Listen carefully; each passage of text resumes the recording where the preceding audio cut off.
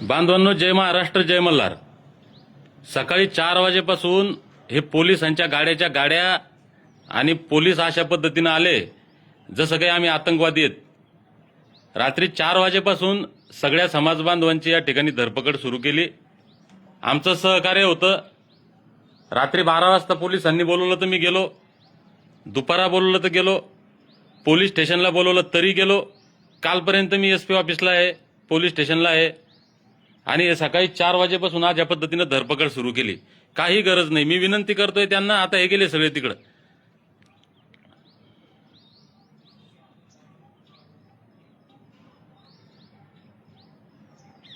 आणि घरी सकाळपासून आता मी सांगितलंय बांधवांनो त्यांना, माझा दरवाजा तोडा आणि मला अटक करा. महाराष्ट्रातल्या सगळ्याच जनतेला आव्हान आहे आता की या राज्य सरकारची काय दादागिरी चालली. पोलिसांच्या खांद्यावर बंदूक ठेवून आंदोलन दडपण्याचं, महाराष्ट्र पेटवण्याचं काम यांनीच सुरू केलं. तर प्रत्येक मल्हार मावळ्याला माझी विनंती आहे, प्रशासनाला वाटतंय की इथं काहीतरी व्हावं, पण आपण शांतता ठेवा. आपण कुठेही कायदा व सुव्यवस्था निर्माण होणार नाही याची काळजी घ्या. कसल्याही प्रकारचं गोंधळ आपण करणार नाही याची आपण काळजी घेऊ. परंतु या गोष्टीचा निषेध संपूर्ण महाराष्ट्रातून होणं गरजेचं आहे. संपूर्ण महाराष्ट्राला इथली वस्तुस्थिती आणि हे कळणं गरजेचं आहे. मी सकाळी 4 वाजता जर दरवाजा उघडा असता तर मी सुद्धा अटक असतो. आता मी सकाळी रिक्वेस्ट केली, मी आता हे लाईव्ह केलंय.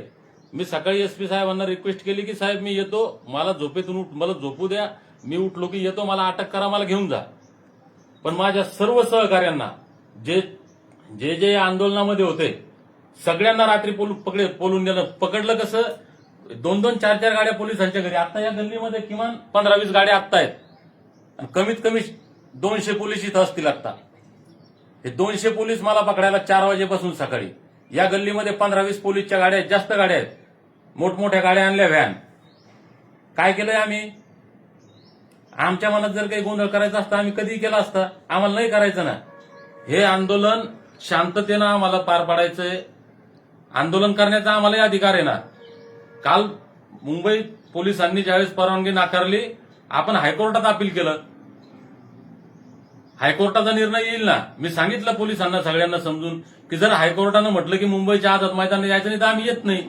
रात्री 12 वाजता संचारबंदी चालू केली. काय पद्धती? याच जिल्ह्यामध्ये बाकी आंदोलनं झाली. कुठलं आंदोलन अशा पद्धतीने दडपलं पोलिसांनी?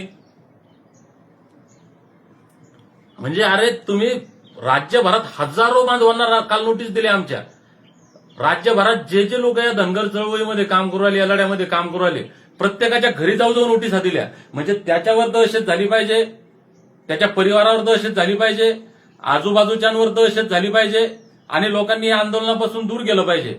हे आंदोलन फडणवीस साहेब तुम्ही शब्द दिलाय ना, लाखो लोकांसमोर शब्द दिलाय ना, पाळा ना. तुम्ही दिलेला शब्द पूर्ण करण्याचे आता तुमच्यात हे नाही. तुम्ही आमचे तोंड बंद करता काय? कशासाठी? काय केलं आम्ही?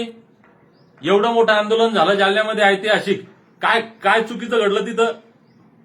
माझा जीव गेला असता तरी आम्ही शांत राहिलो ना. आत्ताही आम्ही शांतच आहे. मी एक फोन, माझा कॉल रेकॉर्ड मी जाहीरपणे बोलतो. मी जर सकाळी कुणाला फोन केला असेल, पोलीस माझ्या इथं 5 वाजेपासून पोलीस आलेले आहेत. मी कुणाला फोन नाही केला, कुणाला सांगितलं नाही.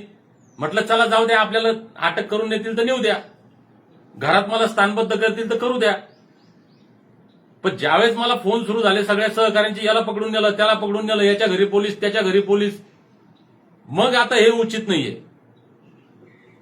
म्हणून मी अगोदर पण लाईव्ह केलं आणि आता बाहेर येऊन मी सांगितलं त्यांना बेल वाजवू नका.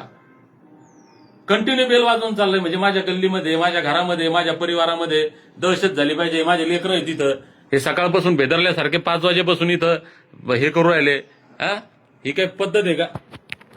आमच्या गल्लीमध्ये, आमच्या या कॉलनीमध्ये दहशत निर्माण करणं. अरे काय चाललंय काय राज्यात? या